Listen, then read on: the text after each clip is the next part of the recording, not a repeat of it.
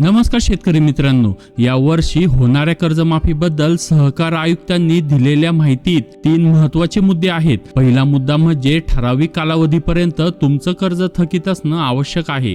दुसरा म्हणजे त्या संदर्भातील उपाययोजना सुद्धा त्यांनी स्पष्ट केल्या आहेत. आणि तिसरा म्हणजे नियमित कर्जफेड करणाऱ्या म्हणजेच रेग्युलर शेतकऱ्यांसाठी काय तरतूद असतील हे देखील त्यांनी सांगितले आहे. चला तर मग आता या व्हिडिओमध्ये आपण एक एक मुद्दा अगदी सोप्या भाषेत समजून घेऊया. कर्जमाफीसाठी जी समिती गठीत केली आहे तिचे अध्यक्ष प्रवीण परदेशी यांच्या अध्यक्षतेमध्ये ही समिती कार्यरत आहे. या समितीत अनेक विभागाचे प्रधान सचिव आणि वरिष्ठ अधिकारी समाविष्ट आहेत. नुकतेच या समितीत आणखी 4 ते 5 सदस्यांचीही भर घालण्यात आली आहे. पण सर्वात मोठं दुर्दैव म्हणजे शेतकरी प्रश्नांची जाण असलेला एकही प्रतिनिधी या समितीत नाही. सहकार आयुक्तांनी दुसरा महत्त्वाचा मुद्दा मांडताना सांगितले की कर्ज वारंवार का होतं, कोणत्या जिल्ह्यांमध्ये कर्जबाजारी शेतकऱ्यांची संख्या मोठी आहे, त्याची पीक पद्धती काय आहे, कर्ज होण्यामागची कारणं काय आहेत, या सर्वांचे विश्लेषण करून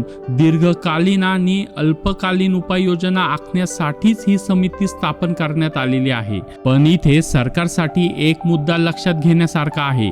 शेतकऱ्यांची शेती पद्धती चुकलेली नाही, चूक आहे ती सरकारच्या धोरणामध्ये.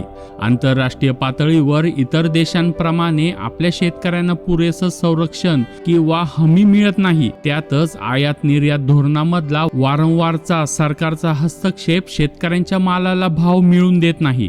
त्यामुळे उत्पादनाचं उत्पन्नात रूपांतर होत नाही आणि त्यातूनच कर्ज वाढत जातं.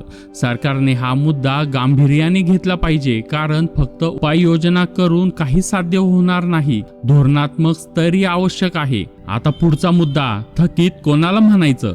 सहकार विभागाने 30 जून ते 30 सप्टेंबर 2025 या कालावधीतील थकीत कर्जाची माहिती मागवली आहे. म्हणजे शेतकरी 30 सप्टेंबर 2025 पर्यंत थकीत असला पाहिजे. साधारणपणे कर्ज घेतल्यानंतर 1 वर्ष जर परतफेड झाली नाही तर खातं ओव्हरड्यू होतं, म्हणजेच तो शेतकरी थकीत मानला जातो. NPA झालेले खातेधारक सुद्धा थकीत मध्येच येतात. उद्धव ठाकरे सरकारने 2 लाखापर्यंतची कर्जमाफी जाहीर केल्यानंतर ज्यांनी त्यानंतर कर्ज घेतलं आणि 1-2 वर्षात ज्यांची पुनर्गठन प्रक्रिया झाली, असे सर्वजण या थकीत कर्जदारांच्या श्रेणीत बसतात. थोडक्यात सहकार आयुक्तांनी स्पष्ट केलं आहे की 30 सप्टेंबर 2025 पर्यंत थकीत असलेल्या शेतकरी कर्जमाफीस पात्र ठरणार आहेत. त्याचबरोबर प्रश्न येतो, मग अनियमित कर्ज भरणाऱ्या शेतकऱ्यांचं काय? सहकार विभागाने 2021 ते 2024 ते 25 या 5 वर्षाच्या नियमित कर्जदारांची माहिती ही मागविली आहे.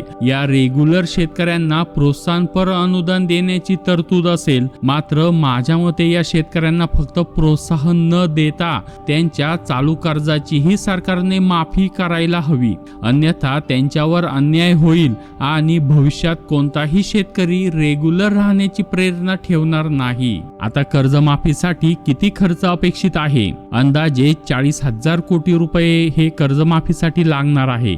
30 जून 2025 पर्यंत राज्यातील 24,73,000 शेतकऱ्यांकडे 35,477 कोटींची थकबाकी आहे आणि हा आकडा 40,000 कोटी पर्यंत जाऊ शकतो. सहकार आयुक्त दीपक टावरे यांच्या दिलेल्या अधिकृत माहितीनुसार सर्व थकबाकीदार शेतकऱ्यांची माहिती बँकेकडून मागविली आहे. तसेच मागील वर्षातील नियमित कर्जदारांची ही माहिती घेतली जात आहे. दीर्घकालीन उपाययोजना आणि कर्जमाफीच्या अनुषंगाने ही प्रक्रिया सुरू आहे. ही अधिकृत माहिती असून संपूर्ण प्रक्रिया सहकार मंत्रालयामार्फत राबविली जाते. कर्जमाफी संदर्भातील प्रत्येक अपडेट जाणून घेण्यासाठी आताच या चॅनलला सबस्क्राईब करा आणि बेल आयकॉन क्लिक करा. धन्यवाद.